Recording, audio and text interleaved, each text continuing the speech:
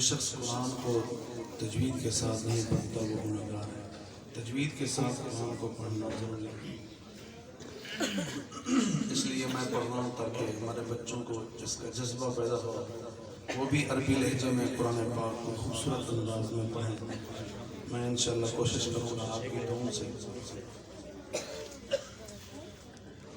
अऊज़ु बिल्लाहि मिनश शैतानिर रजीम। बिस्मिल्लाहिर रहमानिर रहीम। या अय्युहन नबिय्यु लिमा तुहर्रिमु मा अहल्लल्लाहु लक تبتغي مرضات أزواجك والله غفور رحيم قد فرض الله لكم تحلة أيمانكم والله مولاكم وهو العليم الحكيم وإذ أسر النبي إلى بعض أزواجه حديثا فلما نبأت به وأظهره الله عليه عرف بعضه وأعرض عن بعض فلما نبأها به قالت من أنبأك هذا قال نبأني العليم الخبير إن تتوبا إلى الله فقد صغت قلوبكما وإن تظاهرا عليه فإن الله هو مولاه وجبريل وصالح المؤمنين والملائكة بعد ذلك ظهير عسى ربكم إن طلقكن أن يبدله أزواجا خيرا منكن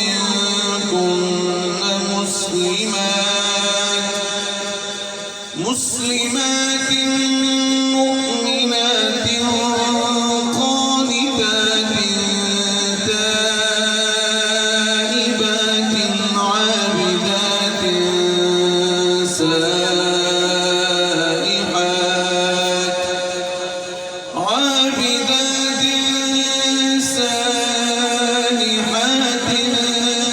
ثيبات وأبكارا يا أيها الذين آمنوا قوا أنفسكم وأهليكم نارا يا أيها الذين آمنوا قوا أنفسكم وأهليكم نارا وقودها الناس والحجارة عليها ملائكة غلاظ شداد لا يعصون الله ما أمرهم ويفعلون ما يؤمرون يا أيها الذين كفروا لا تعتذروا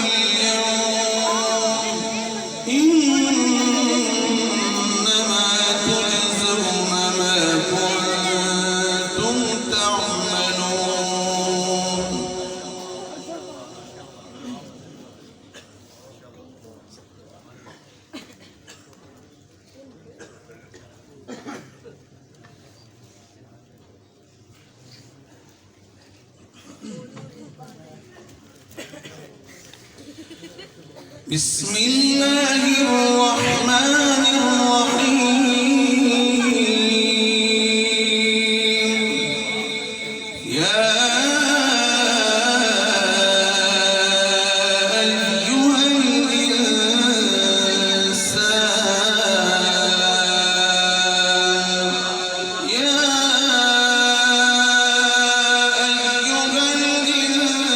الإنسان ما غرك بربك الكريم الذي خلقك فسواك فعدلك في أي صورة ما شاء ركبك كلا بل تكذبون بالدين وإن عليكم لحافظين كراما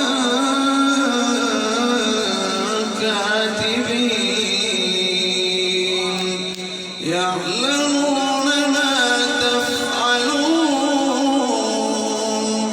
إن الأبرار لفي نعيم وإن الفجار لفي جحيم يصلونها